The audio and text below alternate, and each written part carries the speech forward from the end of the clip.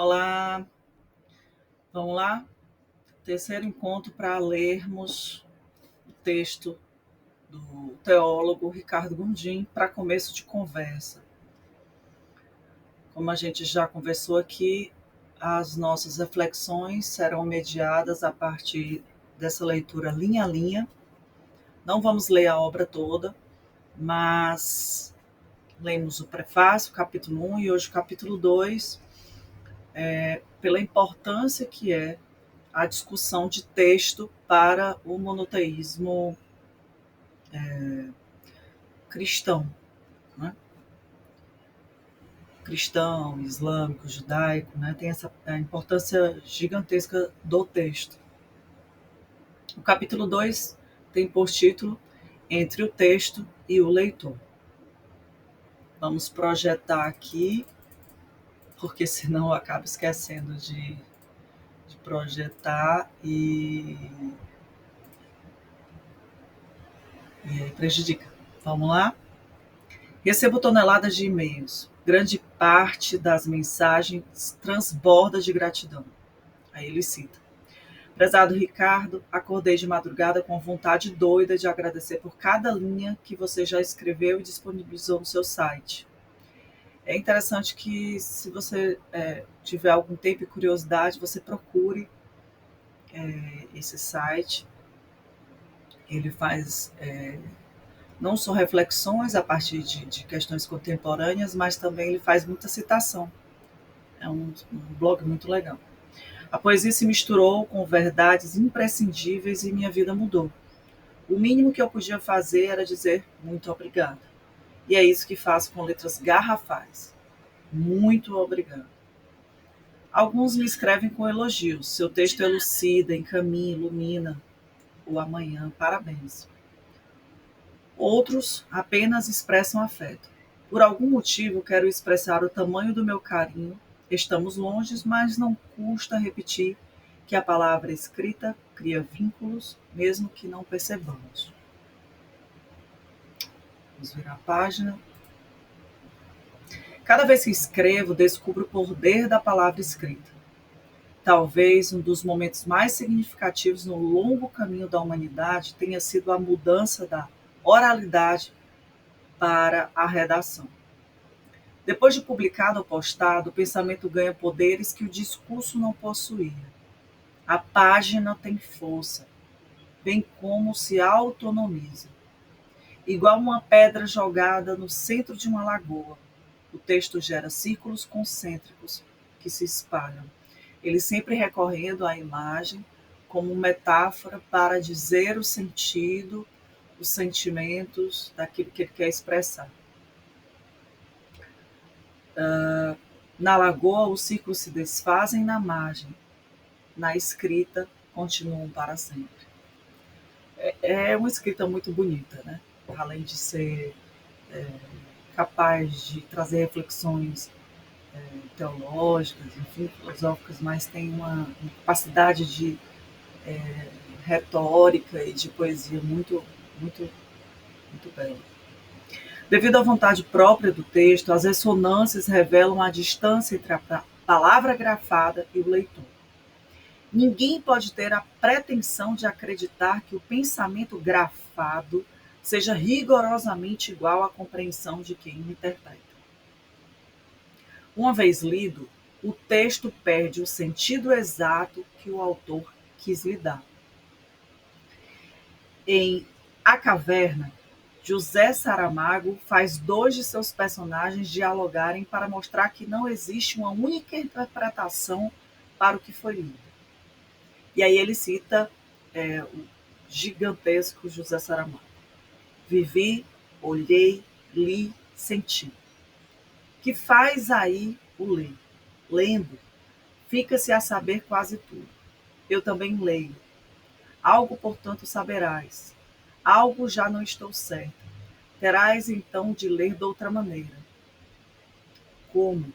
Não serve a mesma para todos. Cada um inventa a sua, a que lhe for própria. Há quem leve a vida inteira a ler sem nunca ter conseguido ir mais além da leitura. Ficam apegados às páginas não percebem que as palavras são apenas pedras postas a atravessar a corrente de um rio. Se estão ali, é para que possamos chegar à outra margem. A outra margem é que importa. Veja, e isso é muito belo. Ele traz aqui a referência de um texto que ele, não sei quando ele adquiriu, mas é um texto que foi publicado em 2011, de Saramago. Então, querendo ou não, mas a escrita anterior do texto dele foi inspirada na leitura de Saramago. E é muito leal que ele, ao criar a metáfora, ele cite de onde ele se inspirou. Né? Veja que há a metáfora da palavra como pedra jogada nesse rio. A não ser que esses tais rios não tenham duas margens, mas muitas. Que cada pessoa que lê seja ele a sua própria margem, que seja sua e apenas sua, a margem a que terá que chegar.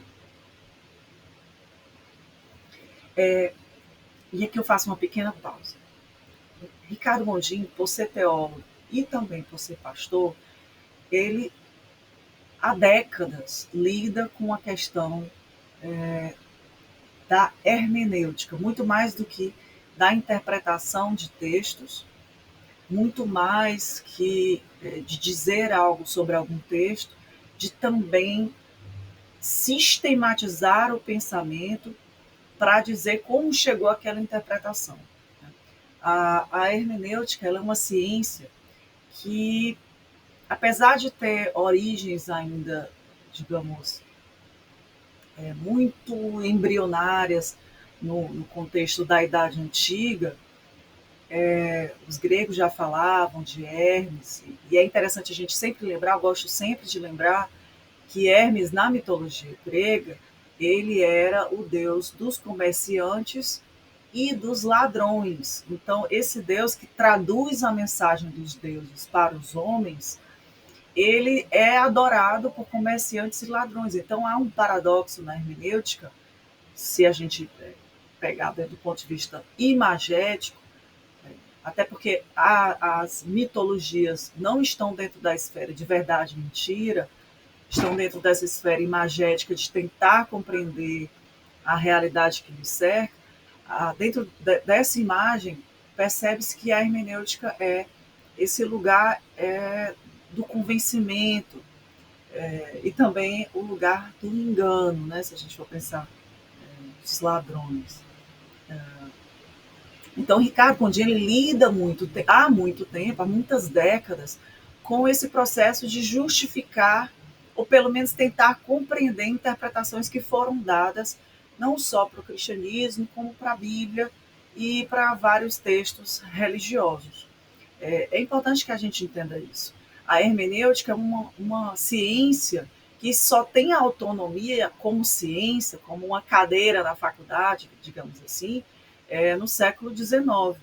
E é também interessante, e é que eu abro um parêntese até maior, porque é minha área de pesquisa, eu não vou lecionar sobre isso, mas só por curiosidade, caso você queira, não sei, você queira aprofundar mais essa questão. Deixa eu ver se eu consigo. Aqui, ó. Esse é o senhor que é responsável pela autonomia da hermenêutica. É um alemão, filólogo, historiador, chamado Schleiermacher, que tem esse nome complicado, né? A gente quase tem um problema aqui na garganta, mas é por causa dele que a hermenêutica ganha uma autonomia. E por buscar uma hermenêutica para textos, por ser filólogo, historiador, ele é acusado de um pastor liberal herege. Ele era pastor também, né? Então, veja aí como o século XIX se aproxima do século XXI, diante do que o Ricardo Gondim enfrenta por trazer discussões a respeito desse processo de descolamento da ideia de que é possível uma interpretação literal do que Deus disse e que Bíblia, um texto escrito no período do intervalo de mais ou menos 2000 anos, por mais de 40 autores, de diversos locais, experiências e contextos, com processos de compilação extremamente complexos. Enfim, não vou entrar nesse mérito, mas é que aquilo ali tem a tradução específica de uma voz eterna que se materializou como se fosse uma psicografia que existe na religião espírita, né, de que um espírito incorpora e a pessoa perde a consciência e simplesmente dita não, transporta o que o espírito dita. Isso é algo complexo do ponto de vista científico, né? Então, por ter defendido isso, ele é expurgado do seu movimento protestante da época, mas é por causa dele que a gente tem a hermenêutica como ciência. É também importante colocar que não é porque se luta por uma compreensão racional para entender as interpretações, eu sempre digo isso, e é bom que fique bem claro. Interpretar, qualquer pessoa interpreta, das coisas mais loucas que você possa imaginar. Por exemplo, há pessoas agora que estão, sei lá, doando o aluguel da sua casa, o dinheiro que vai pagar o aluguel, vão tirar esse dinheiro que não tem outra renda, não tem para quem pedir, para entregar para uma determinada igreja, por um voto, por uma interpretação. E acredita piamente que aquilo ali foi um pedido de Deus. E aí pinça um texto lá, Abraão entregou Isaac, Deus entregou seu. E aí vai.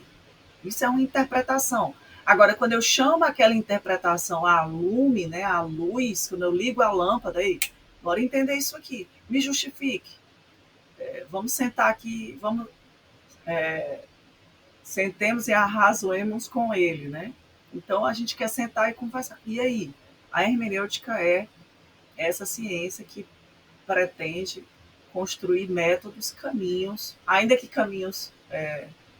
O Walter Benjamin, que é outro autor que eu gosto bastante, ele defende que método é desvio, no sentido de que a ciência, ao mesmo tempo que ela leva a um caminho, digamos, menos inseguro do ponto de vista da racionalidade, mas também possui falhas, né? Então, entender que a hermenêutica cria caminhos, cria métodos, e esses métodos são apenas tentativas humanas de racionalizar o processo, de tornar isso. Porque, entenda, tudo que é racional pelo menos do ponto de vista humanístico, né? Circular, multidisciplinar, enfim. Necessariamente é algo que deveria trazer uma certa humildade, né, para aquele que fala, porque aquele que fala, ele aponta o caminho. Olha, eu pesquisei por isto e cheguei a esta interpretação. Aquele que só interpreta, eu gosto de dizer isso, hermenêutica é ciência, interpretação é a sua opinião. Né? Submeter a sua opinião ao método científico, estudar os métodos, construir outros, quem sabe, é uma atitude de humildade diante da imensidão que é essa pedra jogada no rio que gera esses ecos, que é a palavra. Né? É importante a gente entender isso, que antes da internet a gente tem como primeira virtualidade, ou uma das primeiras virtualidades, a palavra. A palavra, principalmente a palavra escrita, ela é uma virtualidade. Portanto,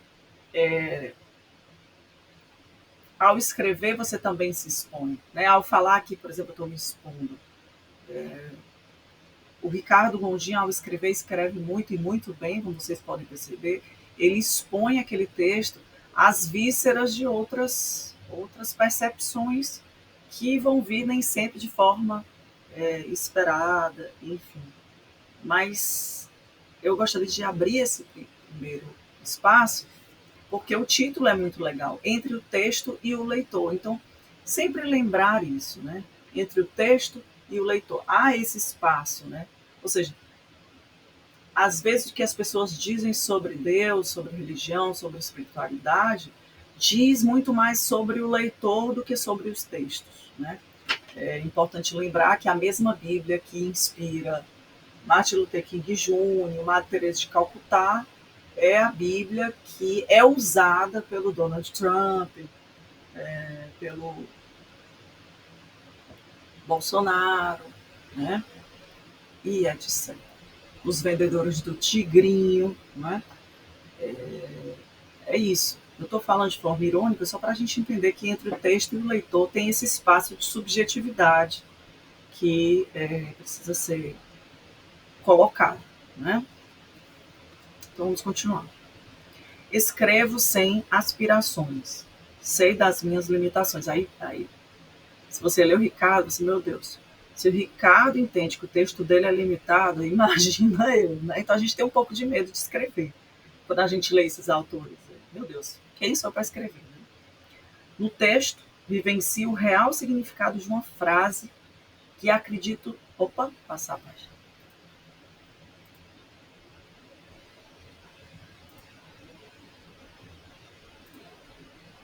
Que acredito ter sido dita por Lutero. O jeito que Deus mais usa para humilhar é exaltando. Quando Deus afirma, enaltece ou honra, não há como não se sentir pequeno. Também acontece quando me deparo com elogios de qualquer pessoa. Algo dentro de mim me avisa que não sou merecedor. Enrubeço ao abrir o e-mail com boa crítica. Fico sem saber como me situar na reação amorosa de quem me digeriu. Me digeriu, olha que legal. É uma expressão, outra expressão metafórica, e veja como ele entende a escrita como um processo de encarnar, né? E aí ele reparte o texto dele como um pão, digamos assim, que é digerido. Mas tem outro lado, não posso evitar de falar sobre os cutucões, porque essa pedra vai, né? E entre o texto e o leitor tem uma subjetividade.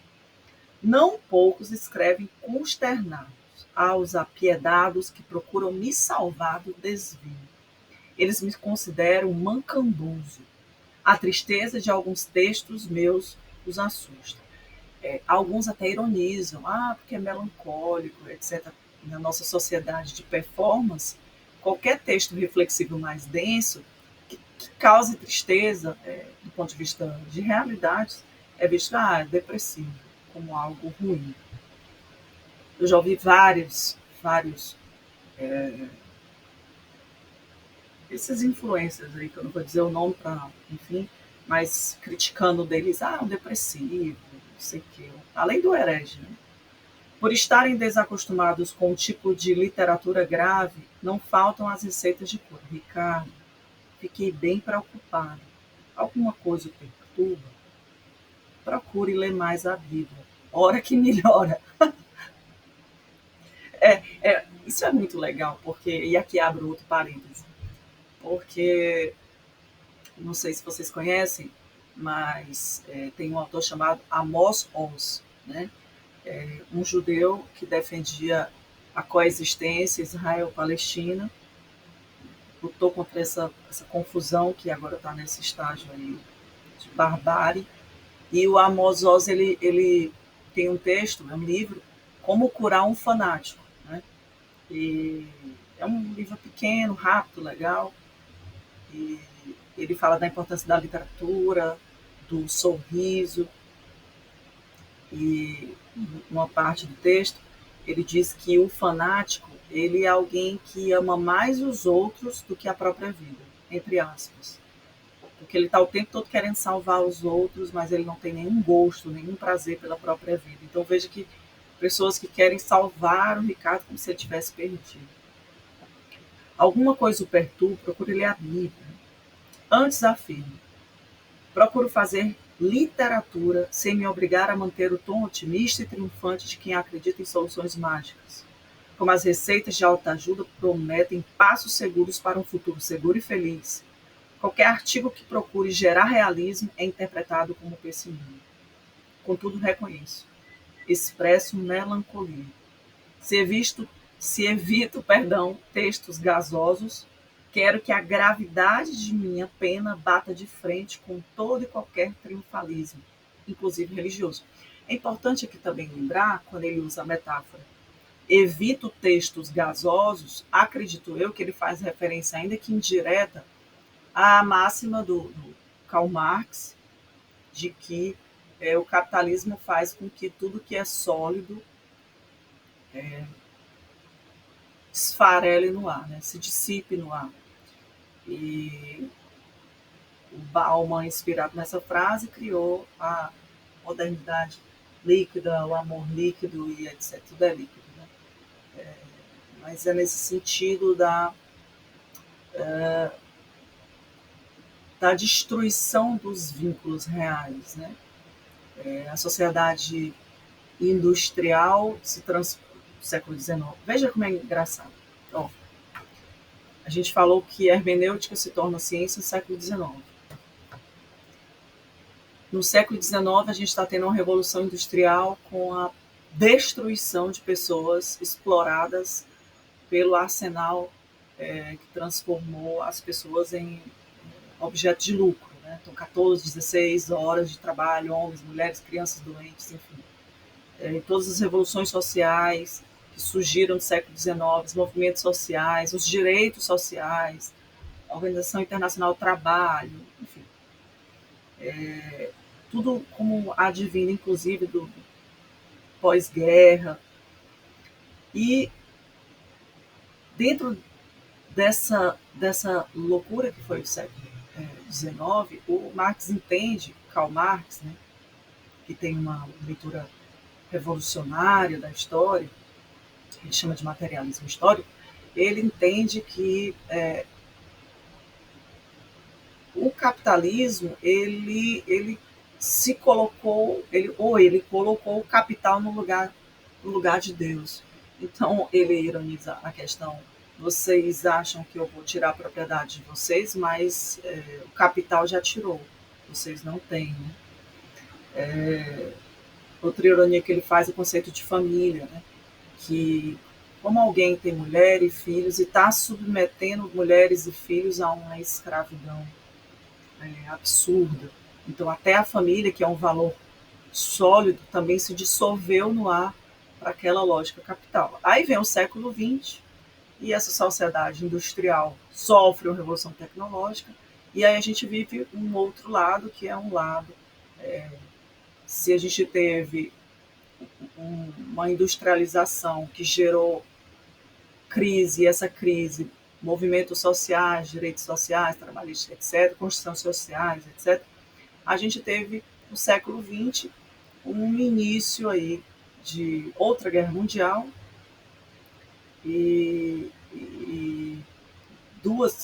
na verdade, duas grandes guerras mundiais que acabam sacudindo a lógica, que era uma lógica, digamos, básica do capitalismo. Qual é a lógica básica do capitalismo? Era a lógica igualdade, liberdade, fraternidade. Né? Então, inclusive, a base do liberalismo, que era a propriedade. E as pessoas estavam totalmente desapossadas, inclusive, da sua própria vida, saúde, etc.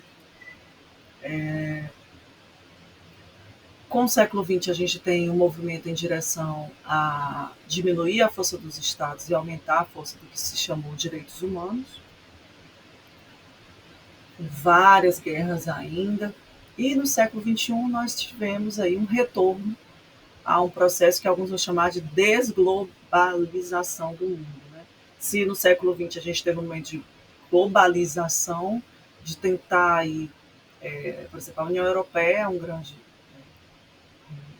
ponto, digamos, de encontro desses movimentos de tentar readequar a lógica do Estado para uma lógica mais comunitária. Agora não é mais uma lógica comunitária, é uma lógica hiperindividualista que o eu, o consumo, o chamado empreendedorismo de si está acima de todos os valores. Então, segundo o Foucault, a gente e o Byung-Chul Han, que está relendo muitos autores clássicos, a gente está vivendo a escravidão voluntária nesse capitalismo neoliberal. Então a gente acabou perdendo as coisas densas, né? Então ninguém tem tempo para textos densos. Aí vem redes sociais, com fotos bonitinhas, viagens bonitinhas, todo mundo é feliz, todo mundo é a propaganda de margarina, e ele, o pastor Ricardo Gondim, teólogo, ele diz o seguinte, ó, eu não vou por esse caminho, não, eu evito esses textos gasosos, né? Não vou pelos 10 passos para a felicidade. Continuando o texto. Peço perdão, acabei abrindo muito parágrafo. Vou tentar ser mais direto. Alguns reagem com verdadeira indignação quando veem a Babel do sucesso ameaçada de implosão. O tamanho da indignação pode ser fruto da confusão promovida por alguns ao afirmarem que fé e sucesso são a mesma coisa. Mas como? Quem tem fé não deveria ser inabalável como um monte de Sião? Passando a página. O cristianismo popular e agora potencializado com sofisticadas técnicas de marketing, veja como o consumo entra na igreja. E aqui eu cito de novo Walter Benjamin, que diz que Deus não morreu, ele se tornou dinheiro, né? No capitalismo, e agora no capitalismo neoliberal muito mais. O cristianismo popular e agora potencializado com sofisticadas técnicas de marketing ensina que o evangelho não combina com consternação. Assustados com um pastor que escreve sem dissimular dor, tentam exortar. Você não tem o direito de contaminar os leitores menos avisados com sua desesperança. Por mais que explique, sei, vou patinar, não tem jeito. O discurso religioso brasileiro se tornou para cima, sem espaço para lamento. De nada adianta repetir.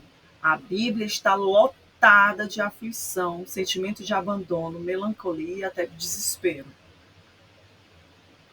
Os salmos tratam o sofrimento como parte da experiência do viver. O evangelho não esconde o clamor de Jesus. Abre aspas. A minha alma está angustiada até a morte. Mateus 26, 38. Vez por outra, me pedem explicações sobre fofocas. Circula boato sobre quase tudo. Antecipo-me aos desavisados. Não caí na língua do povo como estelionatário ou charlatão. Ninguém me acusa de cafetão ou enredado com corrupção político-partidária. Para alguns, talvez venha cometendo um pecado pior. Ricardo, eu soube que você está envolvido com heresia. Claro que ele está utilizando a ironia do desastre que é um movimento religioso que se escandaliza mais com um pensamento crítico sobre dogmas religiosos do que compromisso com ética, com verdade, com liberdade inclusive intelectual. Interessante. Alguns fazem um comentário bondoso, mas não perdem a oportunidade de tentar um checkmate irônico piedoso. Aí abre aspas. Eu lhe ouvi em um congresso e fui tão abençoado. É verdade que você apostatou da fé. Que pena.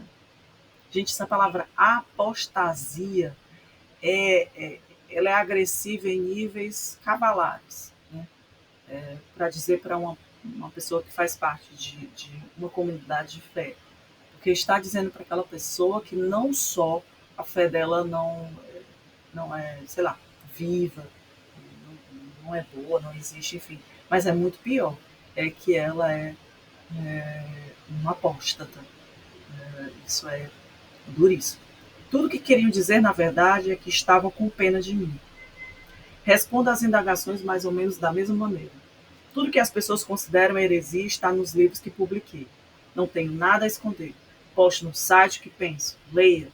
Decida se alguma heresia minha conspira contra a vida, discrimina ou impede a solidariedade. E aí, mais uma vez, ele reafirma a ideia de teopoesia, de teologia poética, de uma teologia que quer mais amar eticamente, ter compromisso com a vida, do que encastelar-se em dogmas que querem explicar a vida e submeter a vida ao seu padrão de racionalidade ou de irracionalidade. Continuando. Infelizmente, parece mais fácil pensar pela cabeça de um fundamentalista caduco do que por si mesmo. Essa afirmação, obviamente, dá tristeza, porque eu acredito que o pastor é um professor. Né? É um professor. E como professora, é muito triste perceber que alguns alunos também buscam os caminhos mais fáceis. Professora, eu passei um texto, leia apenas da página tal a tal. E o aluno, ao invés de ler, por exemplo, o Existencialismo é o Humanismo do Sartre, um livro pequeno, eu passo um capítulo. Professora, eu coloquei no notebook LM, coloquei no chat GPT, coloquei um vídeo de um professor, e eu não li, mas eu posso aqui dar uma aula sobre o livro. Então, esse atalho que a pessoa toma, sem escutar o caminho de alguém que estudou para estar naquele lugar, né, que fez mestrado, e no caso do Ricardo, né, que está há décadas com um compromisso, não só intelectual, mas ético no ensino, é desanimador, para dizer o mínimo. Virando a página, não há por que me vitimizar pelo que escrevo. Aprendi com meu pai, preso político, é importante que, não sei se vocês sabem, mas o pai do pastor Ricardo foi preso na ditadura militar brasileira. Aprendi com meu pai, preso político, a honrar a minha consciência. Se provoco ideias para fora das formas dogmáticas que herdei, não há por que me sentir ofendido com a virulência dos ortodoxos. Eu teria a opção de parar de escrever ou fazer igual os jornais de São Paulo, quando achincalhavam com a censura dos ditadores de 1964, golpe militar, um dos golpes militares dados no Brasil. Eles publicavam receitas de bolo na primeira página e todos sabiam que aquele espaço fora cortado por algum censor amedrontado pela verdade. Já pensei em deixar o meu site alguns dias com receita de bolo de fubá. Seria uma forma sutil de comunicar minha indignação com o patrulhamento que fundamentalistas tentam imprimir. Prefiro continuar a me expor aos ataques, enquanto minha consciência me impulsionar adiante da reflexão bíblica, continuarei. Decidi não responder aos ataques. A duras penas descobri que no Brasil o labor teológico não promove debate, mas cria inimigos. Isso aqui é o fundo do poço. E devo dizer, não só ao escritor Ricardo Bondini, mas também às pessoas que possam aqui estar vendo, uma ou duas pessoas que possam aqui estar vendo, que isso não acontece só na teologia protestante, etc. Isso acontece também na academia. E foi muito legal o senhor ter escolhido o Rui Luiz para abrir seu texto, porque ele colocou isso, que nosso tempo não é o tempo dos colóquios. Ele aponta isso lá, no renascentismo, e nós estamos no século XXI com um nível muito mais agravado. É comprovado cientificamente que os espaços de relacionamento em internet, chamados espaços virtuais de subjetividade, não promovem empatia. Não promovendo empatia, não promovem a escuta, não promovendo a escuta, é o que dá. É o que está tendo, né?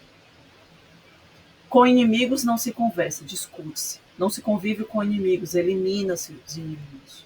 O jeito mais fácil para afirmar um dogma é descredenciar o interlocutor com algum rótulo. Isso é Schopenhauer puro, né?